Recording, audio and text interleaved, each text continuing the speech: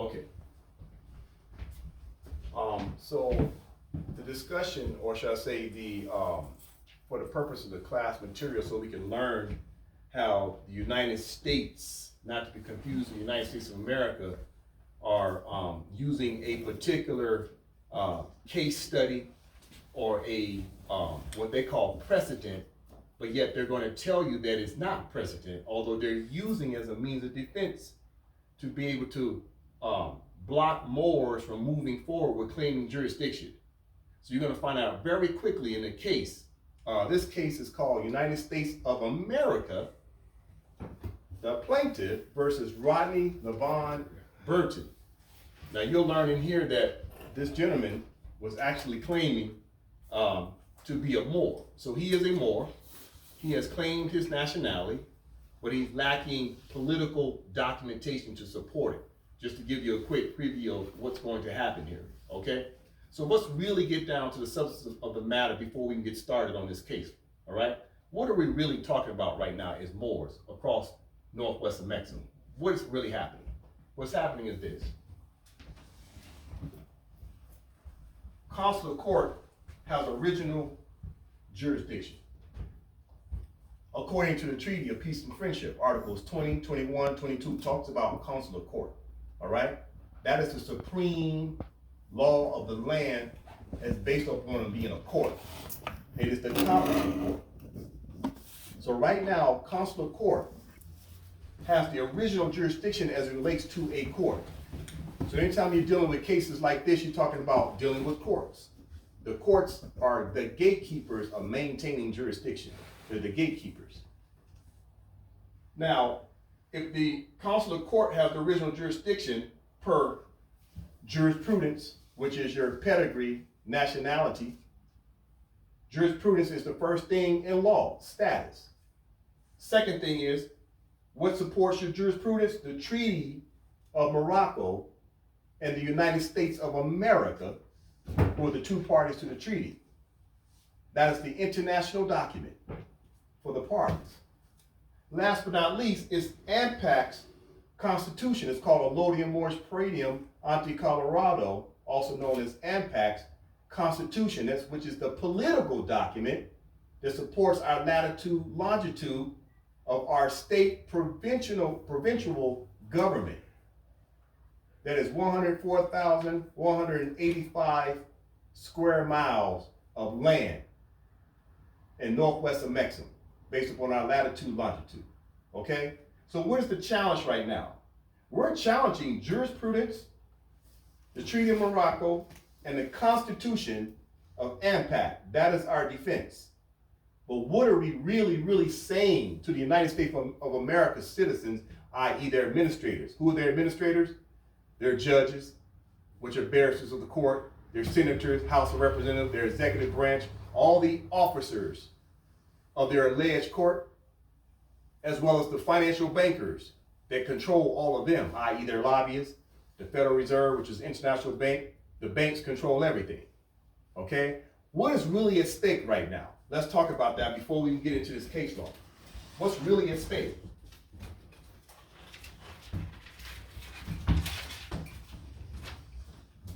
If you can see that.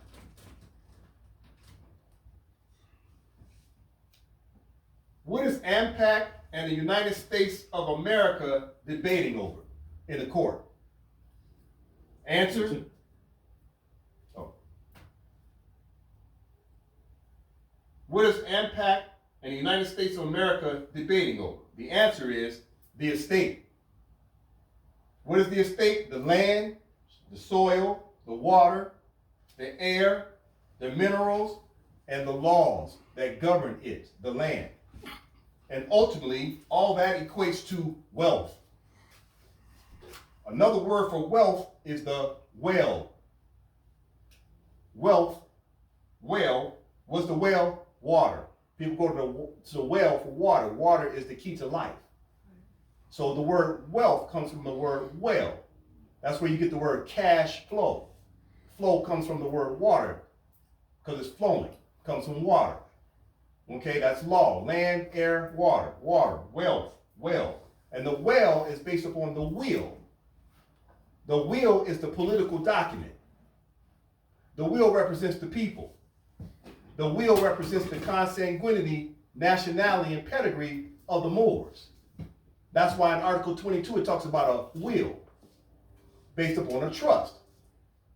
So what are we fighting over right now? The estate. So the United States of America does not want to give up the estate because right now they're acting as the FOFR, the managers and trustees over our vast estate. What's the word again? FOFR. F-E-O-F-F-E-R. It's like FEFL. We say FOFR, but it's like FEFL. FEFL. It's like an adverse trustee. Okay. Yes.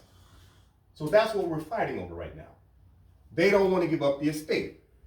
So therefore, in this case we're about to watch, we're about to look at it came out on April 6, 2021.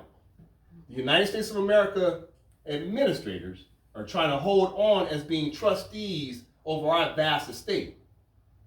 As soon as they admit the jurisdiction that the Moors actually exist as per consanguinity, because right now they have them listed as dead at sea under escheat and hypothecation. But right now, if they pretend as if we are living, immediately all the treaties, all the declarations, conventions, and constitutions immediately become obligations of theirs. So it's very difficult for them to right now recognize us. That's why we have to recognize ourselves. As Burton-Bey says, be yourself. Enforce the law. So we're enforcing the law. So let's show you what the United States District Court did to one of our fellow Moors, not a Moor of impact, who didn't sign an allegiance to our state government, but a Moor who was acting as an individual, although he had every right to act as an individual to enforce a treaty. But now let's look at what happened when you try to act as an individual without a body politic, i.e. a government or constitution supporting you. So we're going to see apples and oranges of what's going to take place. So let's get started. The United States Courts of Appeals for the 10th Circuit. So first things first, you must understand there's 3 levels to the federal courts. You've got the United States District Court, which deals with criminal and civil cases. Then you've got the Circuit Court that only deals with the appeals of what happened at either the first level, which is the criminal and civil division for the United States District Court, or something that happened at an even lower tribunal, which was the state courts, which are corporations. All of them are corporations. All of these courts are also all pseudo. There are no de jure courts in the jurisdiction of the United States of America. Why? Because they're a corporation now. There's only one de jure court in the land at this moment, and that is AMPAC's Consular Court, because we have a constitution, a flag and a seal. We have a body politic. We've met all the standards, as well as a allodial land claim and a national trust. We've checked the boxes. We're poised as full powers at this time, according to the Vienna Convention of 1969, full powers. So getting back to the true point, when you act as an individual Moor, this is what happens to you. First things first is in the 10th Circuit. 10th Circuit oversees the corporation called Colorado. All right? So back to what I was saying about the courts. You got the United States District Court, pseudo court. You got the Circuit Court, pseudo court. Then you got the Supreme Court. 3 levels. And we'll talk about this now because this right here is at the appellate level. The Supreme Court is also an appellate court. It doesn't adjudicate anyone. It only either upheld a judge's opinion or dismisses it. That's what happens in the Supreme Court. It's all appellate. Let's get back to it. Appeal, I should say. All right. So here's the order and judgment. Mr. Hugh Kelly and Briscoe, circuit judge. Appellate defendant Rodney LaVon Burton appeals his 1-count conviction for being a felon in possession of a firearm in violation of 18 U.S.C. subsection 922 G1 and 924A2. Burton, who's really a Moor, consanguinity, argues that because he is a quote-unquote, they're using quote-unquote, a free sovereign Moor. They put it in quote-unquotes. Well, what does that mean? They're trying to say that's his word. It really don't have no meaning whatsoever. Remember that quote unquote means that this is maybe frivolous, or this is prima facie, or semblance, counterfeit, that it have no substance. He is internally in the jurisdiction of his, got in kill brackets, his ancient Moabite forebears. So Mr. Burton, the nom de guerre, really Mr. Bey, is claiming that, hey man, I'm a part of my ancient Moab, I'm a descendant of the ancient Moabite. So he's saying the right things, right? They also put that in quotes. And they also put that in quotes. So they also put internally in the jurisdiction of his ancient Moabite forebears. Why did they put his right there? They're trying to say he's trying to stand as an individual, and that his, meaning him being a bey or more, don't really exist. And also saying that he's by himself. Okay? These are signs and symbols. And the case against him should accordingly be dismissed. Then have some verbiage here. When Burton raised this issue before the district court construed Burton's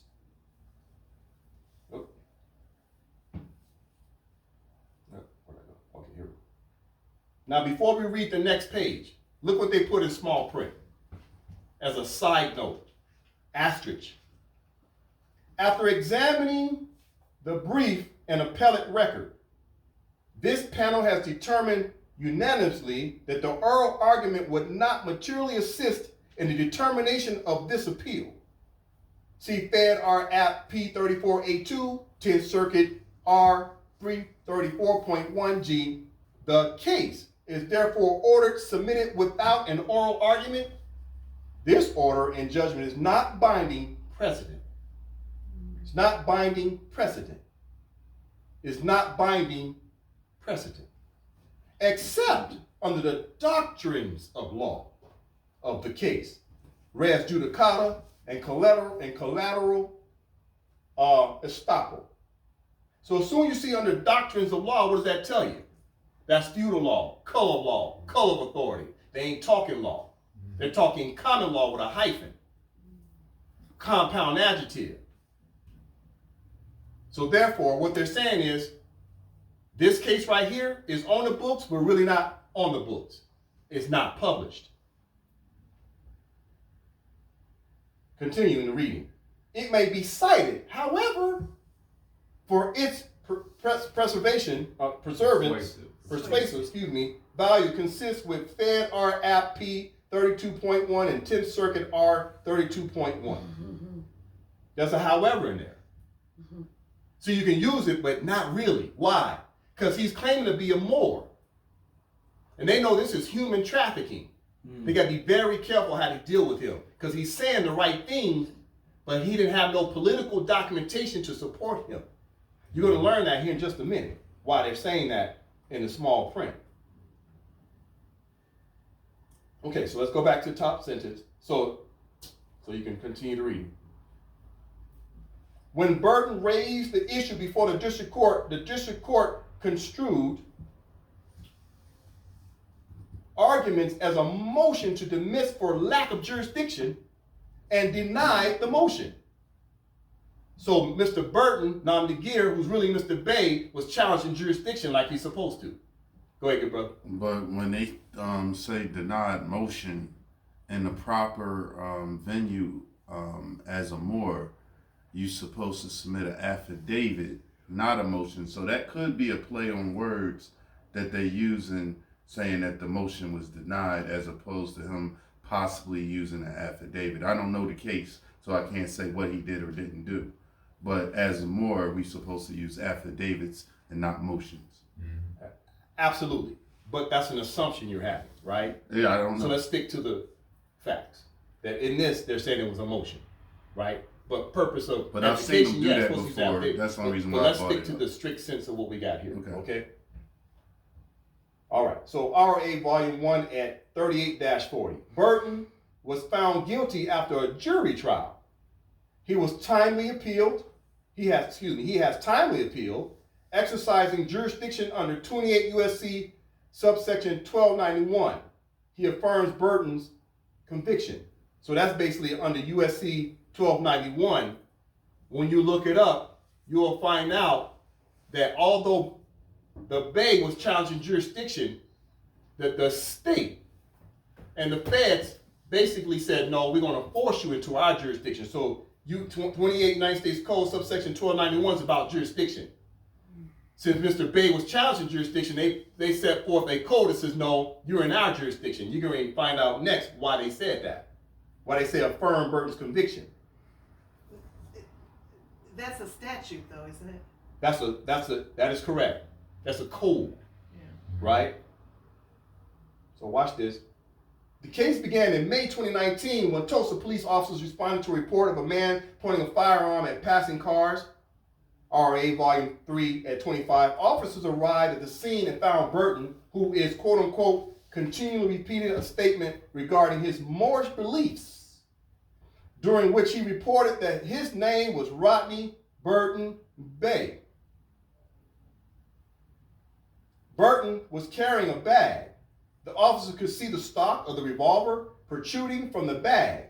After arresting Burton, officers searched the bag and recovered a Colt 35 .357 Magnum revolver loaded with 6 rounds of ammunition.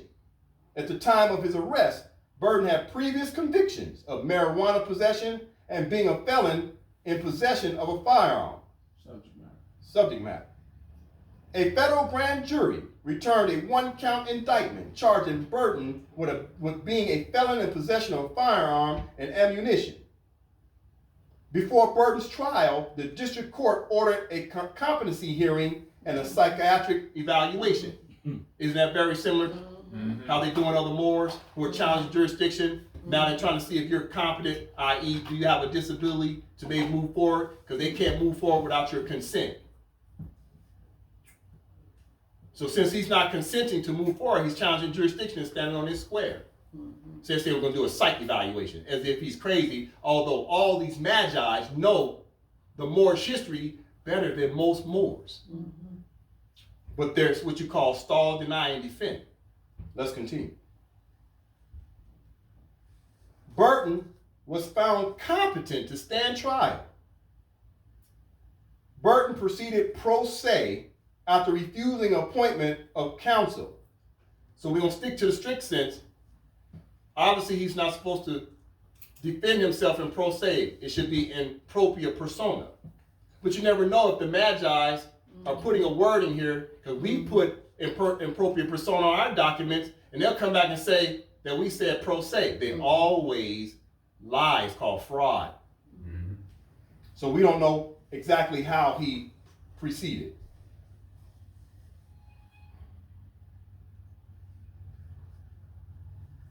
Okay, continuing. However, a federal public defender served as his standby counsel throughout trial. Burton filed several affidavits. See, earlier we said motions, now it's affidavit. With the district court, arguing in part that he was not a citizen of the United States, and that the court therefore lacked jurisdiction over him. Burton also alleged that he was not the same person named in the indictment and was instead a third-party intervener. Talking about the straw as a third party.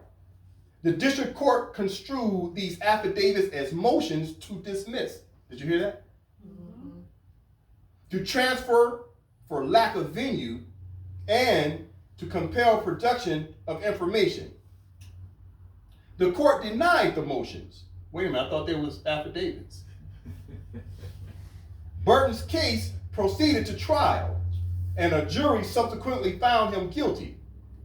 Burton was sentenced to a term of imprisonment of 30 months and a 3-year term of supervised release. After sentencing, Burton filed a motion for reconsideration, which the district court denied. After filing this appeal, he granted Burton's motion seeking permission to appear pro se and to allow his public defender to withdraw. Part 2. In his appeal, Burton seeks dismissal of this case and renews several arguments that he made before the district court, namely that he is a quote-unquote free sovereign who is quote-unquote eternally in the jurisdiction of his ancient Moabite forebears. Burton further asserts that he is not the Rodney Burton referenced in the indictment, and the Rodney Burton is a paper construct. Burton also asserts that the district court erred because it used, quote unquote, it used the past of the paper construct prior convictions, the nom de guerre. Like the district court, we construe these arguments as motions to dismiss for lack of jurisdiction. We review a district court's denial of a motion to dismiss on jurisdictional grounds under de novo standard of review. United States versus Tolliver. They use a case law. Let's go continue. Here's what the court's getting ready to say. Pseudo court. We first address Burton's arguments that the district court lacked jurisdiction over him because he is a Moor American national. Why didn't they put that in quotes? Burton was charged with violating federal criminal law while in the United States. I thought he was in the United States of America. Isn't that the plaintiff? Mm-hmm. The district court's criminal jurisdiction is based on 18 U.S.C. 3231.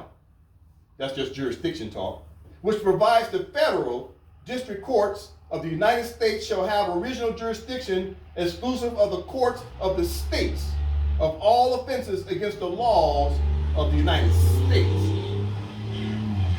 But the plaintiffs of the United States of America, but they keep quoting United States, two different entities. Further, the laws of the United States apply to all persons within its borders. They didn't say people, persons. So they're claiming Mr. Burton as being one of their property within their jurisdiction, within their so-called borders. But we all know it is a private foreign corporation making a false claim of having possession as settlers in North America. So their total argument right now is all fraud. Let's continue. We have held that 18 U.S.C. 3231 is the quote-unquote the beginning and end of the jurisdictional inquiry. They're just claiming jurisdiction. In case involving violations of federal criminal law, United States versus Tony, etc. All those cases they just showed you is about jurisdiction that have nothing to do with Moors. Now they're getting ready to show you a little bit more. Burton has offered no evidence, listen, for all the work Moors watching from home, listen. Burton has offered no evidence to support his assertions that he is not an American, assertions. Burton has offered no evidence to support his assertions that he is not an American citizen. And in other cases, we have rejected the argument that a defendant's alleged status as a sovereign state citizen entitles him to immunity from federal law. Did he ever say he was a sovereign state citizen in his affidavit? More than likely not. Moors don't use that Moors don't say we're citizens. Yeah. At least we shouldn't be saying we're citizens. Right. We're Moorish nationals, a Moor. All right, so more case law. So they create the case law, then they say, dismissing defendant's argument that federal taxes did not apply because defendants were freeborn, white, preamble, sovereign, natural, individual, common law, quote, de jure, or should I say that's in hypostrophes, de jure citizens of a state, etc., as, quote unquote, lacking in legal merit and patently frivolous. So now you see when they responded to our habeas corpus, use the words patently frivolous. That's a copy paste he used, right? So as you continue now, he says, quote unquote, as for defendants, sovereign state citizens argument, reasonable jurists could also not disagree that the claim is plainly frivolous. Accordingly, we reject Burton's argument that his Moor nationality, they don't put it in quotes, removed him from the criminal jurisdiction of the district court. Burton also argued that the district court erred in considering the quote-unquote the past of the paper construct of prior convictions. Burton reviews his claim that he is quote-unquote not the paper construct, capital letter, all capital letter, Rodney L. Burton, named in the indictment. Burton has presented no evidence to support the claim that he is not the person named in the indictment. Did you catch that? Say it again. Burton has presented no evidence to support the claim that he is not the person named in the indictment. What does that mean? More than likely, he had no nationality card. He had no national birth record to show that he's affiliated to a political government. He had no oath and allegiance to show his allegiance to a government. He had no constitution that outlines his claim under that political document. He had no flag other than his national Moroccan flag, but he had no provincial flag, although he can use the Moroccan flag as a Moroccan. He did not have a seal. He was not representing himself to be a part of a government. You can't just simply walk into a pseudo court venue with no counsel representing you or presenting you along with the government. The United States, not to be confused, the United States of America has been giving us the answers to the test the whole time. Where is your representation based upon your consul, minister, or ambassador who's an authorized representative to make a claim for you to be their national, to pull you out of the jurisdiction, false jurisdiction of the United States corporation back into your own land based upon your government? So yes, can you walk in and say, yes, I'm a Moor? Absolutely, claim your nationality. After that, they will ask you the question, what government are you affiliated with? Watch this. This case took place in, I believe, Oklahoma. Oklahoma just had a stare decisis from the Supreme Court, McGirt versus Oklahoma. So watch this. What if Mr. Bey, the Moor, said, I'm an Indian, I come under protections of an Indian tribe because Indians are technically Moors by consanguinity, but they're going under a nom de guerre Indian. What if he just simply said that? You know what they said to him? Okay, prove it. Where is your government from the Indian Seminole tribe here to represent you?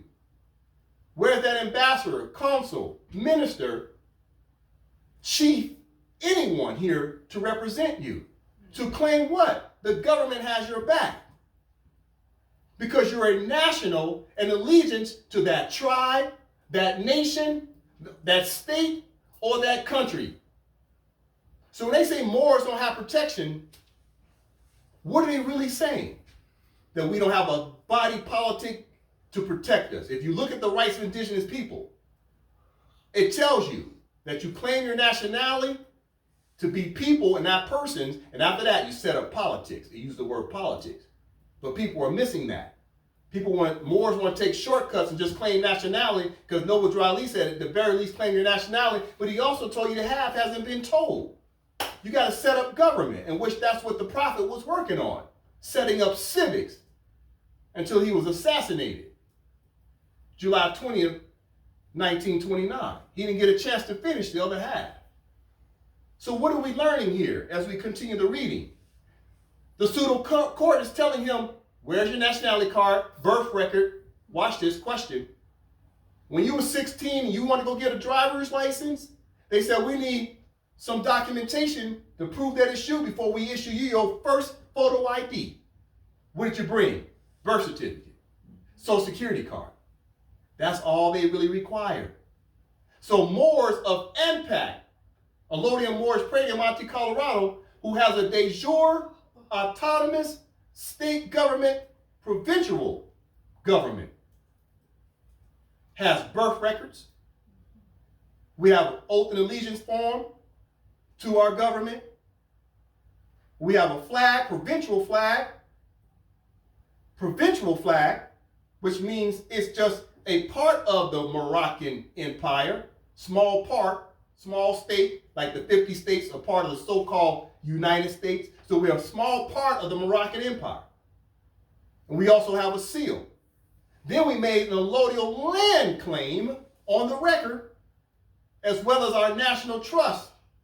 And guess what else we have? ANPAC has a witness that watched our inauguration, which were witnesses who were seated watching the inauguration, as well as we recorded it. It's on YouTube. It's on our website, anpacgov.org. The proof is there. So therefore, the pseudo courts is asking him, where's all that stuff that ANPAC has? ANPAC, government, has. Now there may be other Moors out there who are claiming to have a government and have a constitution, flag, etc. I applaud that. Next question is, do they have consular court? Because that's a requirement, a prerequisite of the treaties. And is the judges in that consular court, were they elected? Did the government put those judges in place?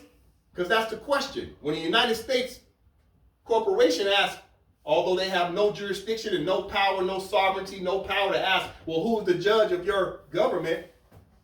Oh, well, great. Here's our judge for consular court, de jure judge, that's elected, that's an authorized representative to make orders from the court. So yes, to answer your question, we would like for more Moors to inquire about anpacgov.org when they have time to look at our website to get an understanding and overstanding of who we are, that we're following the principles of international law. All right, let's continue. All right, let's get back to that sentence. Burton has presented no evidence to support the claim that he is not the person named in the indictment. After surveying documents in the trial record, the district court was satisfied Burton is the person named in the second superseding indictment. The pre-sentence investigation report also provided various identifying information confirming Burton's identity, including Burton's photograph, date of birth, social security number, and identifying tattoos. What did they do? They proved who he was, but he couldn't prove that he was a Bey. They proved that he was Mr. Burton. He couldn't prove that he was a Bey. In order to be a Bey, you must have a matriarchal council, a mother who says that you're alive. Mothers create life. In your government, if you don't have a matriarchal council, that's the legislators, to sign off on your birth record, then who brought you to life? Because we already know that the colonists, through excheat and hypothecation, marked you dead in the eyes of the law, civil or mortuus. Who brought you back to life on a political document? It must be mothers. Sign off on your birth record through your matriarchal council as a part of your government. So the United States corporation was able to prove that their chattel property, Mr. Burton, could not prove that he was a Bey, although they was respecting his Bey status as a national, but they usurped him. Why? Because he failed to produce the body politic documentation to support his defense in court, whether it's a competent court or incompetent court. You must present the material facts, the tangible facts, and not just your abstract that comes out of your mouth. That is the law. Now don't get me wrong, in the ancient and archaic law, you didn't need all those documents because your family, the community knew who you were. But now in the 20th, 21st century, it's about paperwork. It's political documentation that have nothing to do with common law. It's political. But you must now have both. Both your consanguinity and documentation to back that up through your government of authorized representatives that were voted in, have an inauguration, and set forth the government with its bylaws and protect its own nationals and make your allodial land claim. Let's continue. During the trial, a probation officer was an officer who was familiar with Burton from his prior convictions, identified Burton. See, they brought in the witnesses. If ANPAC was so-called sitting in that tribunal, we're going to bring in the nationals to say he's a Bey. We bring in the mothers to say he's a Bey. We bring in all his documentation says he's a Bey. We challenge jurisdiction because we can challenge jurisdiction because we've claimed jurisdiction through political documents, as well as by our own expression, and we can stand up and say that we've taken an oath and allegiance to said government, ANPAC, Allodium, Moorish, Precedent, Ante, Colorado. Go ahead, good brother, you got a question? Yeah, I see, it's a comment. I see that they, in this document, that they made a comment about the paperwork that they gave for proof. Yes. I also see that when they gave a witness, the witness wasn't a national, and it wasn't a flesh and blood person under the law. It's still a non-beguer person they brought to speak on it, the probation officer. Okay, so what you just said, good brother, is a good assessment, but what you just said was subject matter based upon the fact that they're indicting Mr. Burton, who's a United States citizen, so they brought in other United States citizens who was his peers from a political document standpoint under their constitution for the United States of America. So therefore they're claiming him as chattel property because he couldn't prove that he was a Bey. So they brought in citizens to indict a citizen as witnesses of what the citizen did wrong. They usurped him because he said the right things, but what backed up his saying, his abstract, his consciousness? His moral authority was there. His moral authority. He was missing the political authority to support that moral authority together. Correct. All right. Continue with the reading. Thus, there was ample evidence to conclude that Burton is the same person named in the indictment. And aside from his own statements, he has presented no evidence to the contrary. Small print. Burton also mentions in his opening brief that the peace and friendship treaty, quote unquote, between Morocco and the United States, is that true? It's between the United States of America. No. Yeah. But he does not explain how the treaty affects the district court's criminal jurisdiction in this case. As the government notes, nothing in this treaty supports Burton's position, not Bey, Burton's position, that he is exempt from criminal prosecution in the United States. We therefore reject Burton's arguments that the treaty provides him with immunity from the criminal prosecution in the United States, District of Columbia, not to be confused with the United States of America, which allegedly is the plaintiff bringing the suit. You see how they keep jumping back and forth in jurisdictions? One is legal, and one is based upon the common law. The United States of America proper would be the party.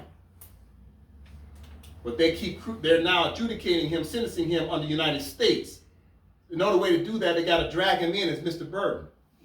Okay, let's finish this up.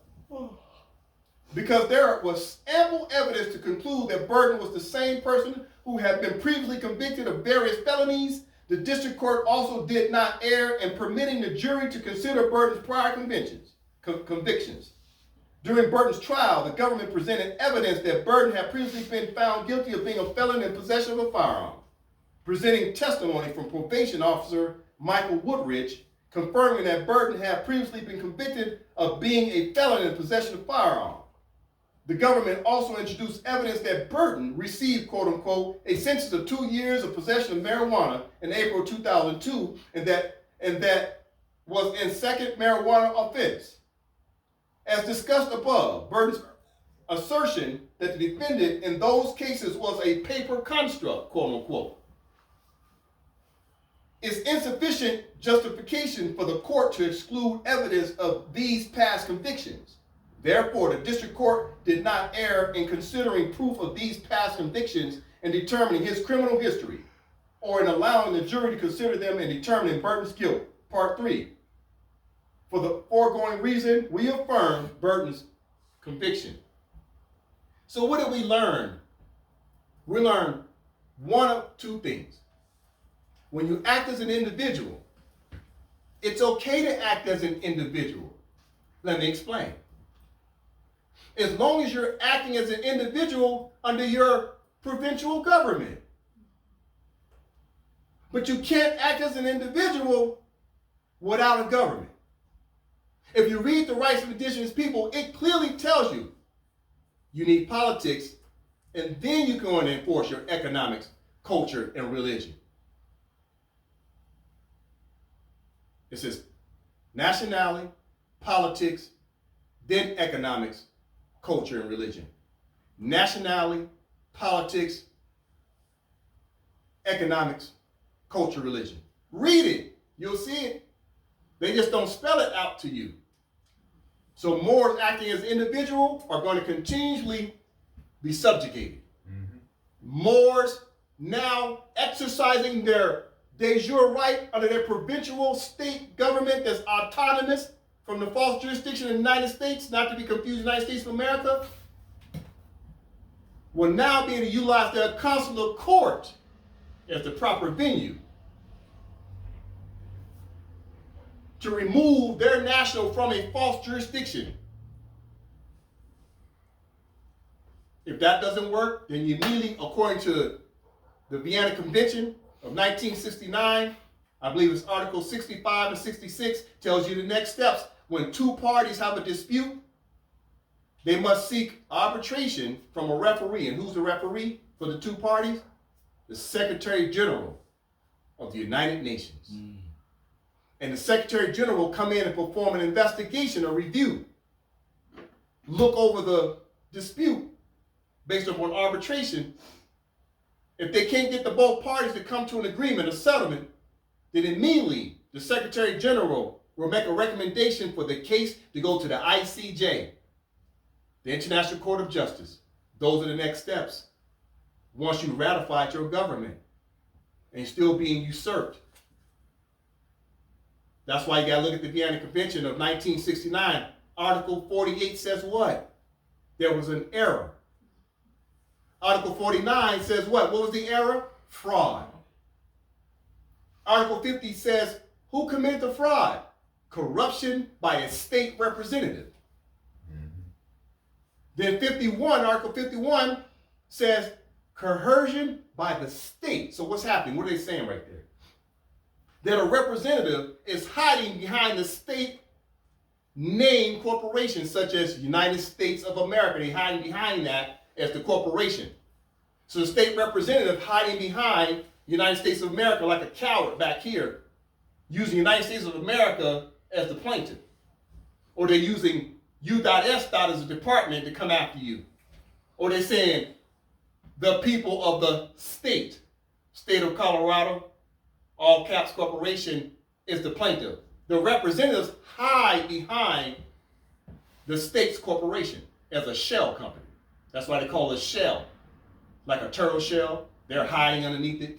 The turtle shell's hard. So you must enforce principles of law. So I'll end on that note. You must form your government and then enforce your jurisprudence and jurisdiction.